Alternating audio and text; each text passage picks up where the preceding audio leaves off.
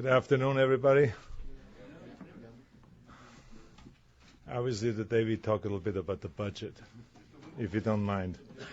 Exactly.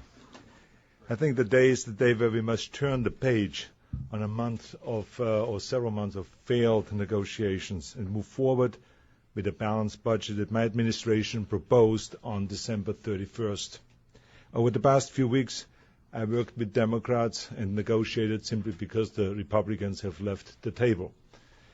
In the end, we did not reach a deal because Democrats could not stand up to the special interests to make the long-term spending reductions and to create jobs and to stimulate the economy and to make state government more efficient. That is why I vetoed the bills that they sent me yesterday. Now it's time for all of the legislators to come to the table, Democrats and Republicans, to take up the budget that I laid out last week. As I've said before, that the best way to solve our problems is with a balanced approach that is designed like a four-legged stool. And with the financial crisis, as serious as it is right now in our state, we need all four legs to be strong in order to hold up that stool.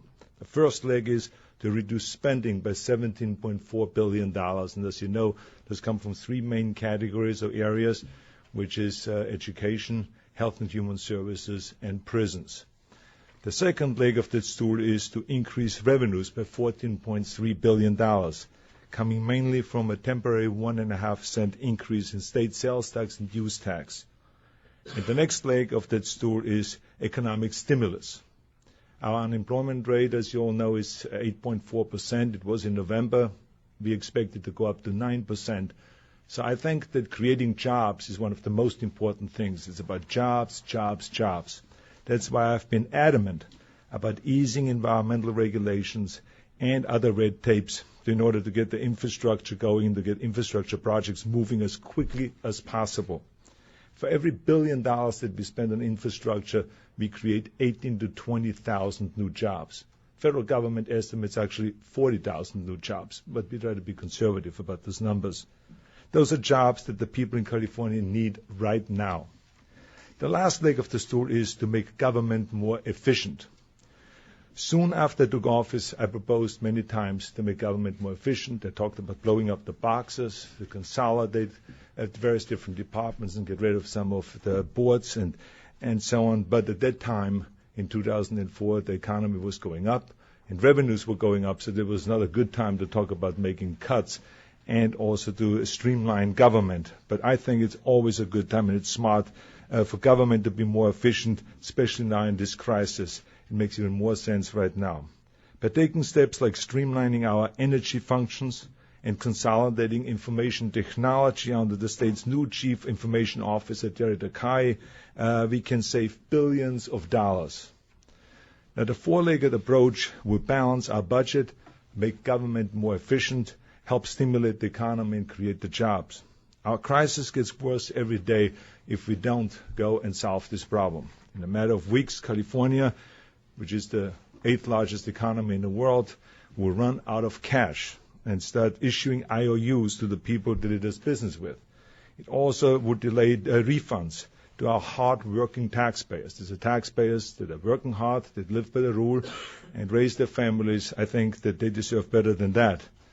Now, it is time for Republicans and for Democrats to put politics once and for all aside and to make the tough choices needed to keep our state from financial disaster that would take years to recover from. It's not enough for Republicans just to say that we want to see first the cuts before we even talk about revenues. And it's not enough for Democrats to say we want to see first the extra revenues before we talk about cuts. That's not good enough. Our state needs both in order to weather this crisis. As a matter of fact, we need that four-legged stool that I've been talking about. I know how difficult it is for my Republican colleagues to even talk about taxes. Let me tell you something, that is hard for me too. Very difficult to even think about new taxes.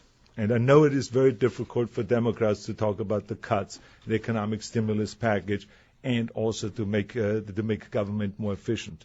I gave them a roadmap for that compromise in my budget that we laid out just last week. So to protect California, I think in the end, they will come to an agreement. I have faith in them that they will come to an agreement. I just hope that we can turn it around. Because right now, up until now, they've spent all their energy on not negotiating. And what I want to do is turn that energy around and make them spend all of that energy on negotiating and getting together and having that will to succeed. So with that, I want to open it up for questions. Governor, you historically had a pretty strong alliance with Democrats here in the building. That obviously has been fractured badly. You have not had historically a good alliance with Republicans. So it seems to me you find yourself isolated politically here. I feel that I have a good relationship with Democrats and with Republicans. That does not mean we agree on everything. It doesn't mean we have our ups and downs. Yes, we will. But I think by me being in the center, I have created good relationships with both sides. And there are also the moments sometimes when both of them come in and disagree with you. But, I have had wonderful negotiations with Senator Steinberg and also with Speaker Bass. We have worked very hard throughout Christmas and New Year, even on New Year's Eve, and we were making endless amount of phone calls and video conference, and we did everything that we can. It just, for the time ran out, and we fell short. But Governor, when you say Republicans didn't want to dance with you before, what is it in your budget now that you're looking at, your proposal now, that's going to bring more Republicans to your side and say, okay, yeah, we're going to move with him in this direction? The Democrats have never put up any of the proposals that will get any votes by the Republicans, including myself.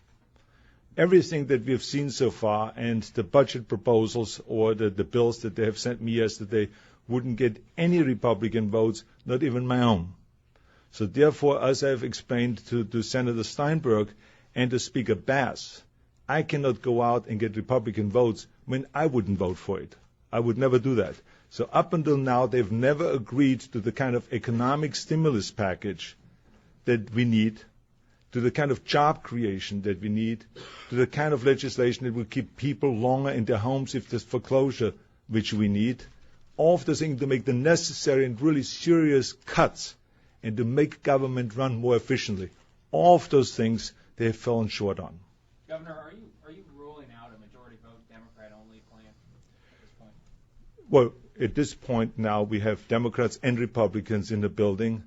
I am encouraging them and have encouraged them yesterday already that they should get together and should start negotiating. I'm going to ask them for a Big Five meeting tomorrow to bring them together and to set up again a way of which way do we move forward, what will be the rules of the negotiations, and how do we get them together again, all of those kind of things. But just to answer your question, I mean, to me, it was always important to get the job done. I was not that concerned about, the 2/3 versus half, versus majority vote and all of those kind of things. I know there's legal experts out there. They can battle that out. I just want to provide a budget for the people of California so that we can stimulate the economy, create the jobs, and make the necessary cuts and create the extra revenues so we can move forward. Because we are now talking about a $42 billion deficit, potential deficit.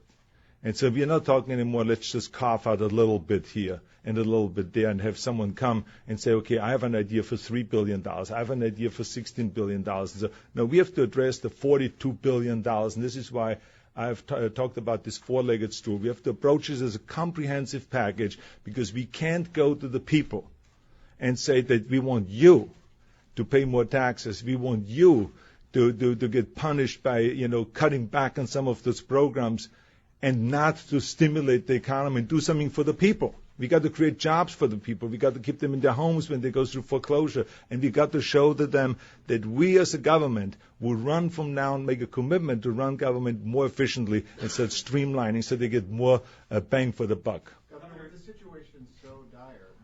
How does it feel to have to go out, next week and tell the people, in your state of the state? What could you possibly say to them, and how does it feel to have to talk to them in that kind of a situation?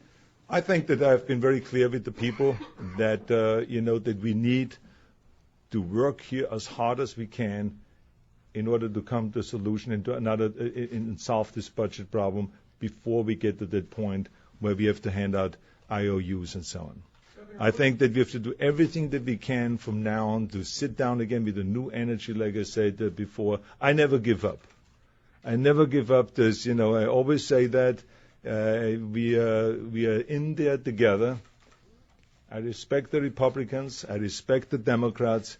But I have to ask them again to step over their ideological lines. Because in these last negotiations, what they were not willing to do is to step over the ideological lines. The amount of times that I've heard during the conversations and during our negotiations over the phone and also through video conference and when we got together in person, that they felt uncomfortable to go there.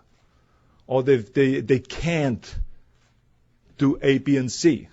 Or they've checked back with their special interests and with their advisors and they were told, don't go there. I think that it is very clear that in order for us to solve this problem, we have to step over that line. And that was the point that I made to them. If you are willing to step over that line, then I'm willing to step over that line. And that's what the whole negotiation was about. And they were not willing to step over that line. They fell short. What are the two lines that you're talking about? I'm talking about the lines when we talk about the real serious cuts, IHSS, real serious cuts in CalWorks, real serious cuts when it comes to the abuse of overtime and sick leave and holidays and all of those kind of things. They wanted us to negotiate with the unions to get those kind of things back. Then why would they negotiate with unions to get abuse out of the system? It's ludicrous. They should be saying, yes, we could be actually saving the taxpayers more than $1 billion if we get rid of this abuse. There's more abuse in that almost than in workers' compensation used to be 5 years ago. I mean, it is clear if I want to run government efficiently and I ask the people to go and to pay and to raise their taxes, it's the least thing that I can go and say back to the people. But in return, we're going to make government more efficient. And we're going to get rid of that waste and abuse and fraud and all of those kind of things. So those are the kind of things where they fell short. And also when it comes to all the economic stimulus package. We said, look, we want to have, we want to build roads in the next 2-3 months. We want to build the roads in the next 2-3 months without any delays of, red tape and environmental holding back and lawsuits that hold you up for another 2-3 years. We have money potentially coming through from the Obama administration, billions of dollars, but we got to be ready for that. And we promised them that we would be ready. So this is how you put people to work, is now, not in 2 years from now, it's too late. Now we have to put people to work. Governor, how close are we? Why do you think now that they're going to come to the table and reach some kind of an agreement? Because, as you know, when the Irish and the Protestants negotiated in Ireland, they also heard that same dialogue over and over. Where they've negotiated for years, why do you think they will come to an agreement now? Eventually something does happen. And, I just came from a funeral from Robert Graham, one of the great artists in California, who just was inducted in the Hall of Fame in California. And one of the stories that came out there, one of the eulogies that Cardinal Mahoney was giving, was that it took him 5 years to come up with the idea of the door at the entrance of this cathedral. So, that he went back to his studio after a year and said, show me what you have. And he didn't have anything. He went back the second year, and he went back and he thought, oh my God, this will never happen. And then all of a sudden he saw the, Mary with this beautiful statue and the relief of the doors and all of this kind of thing. So it's 5 years. So you never give up. You continue working away. If you believe in something, you continue working and working and working. And I'm going to go and try it again and do it again and do it again and bring the Democrats and the Republicans together. Let them sit together and let's start with a new energy. It's a new year. Everyone makes New Year's resolutions. So here's a good chance to say, let's start a new year here. We have a huge budget deficit. We have 3 weeks before we go off the cliff and before we have to hand out these IOUs. Let's do it. And, I still have faith that we can do it. How close are we anyway, shutting down thanks government? very much, everybody, for being here How close are today. we shutting down government? DMV, state parks? Well, I think the controller would tell you that, we would do everything we can to continue running everything, but as soon as we need to go and start laying off people, which will start on February 1, and then we will be sending out IOUs. Thank you very much. Thank you.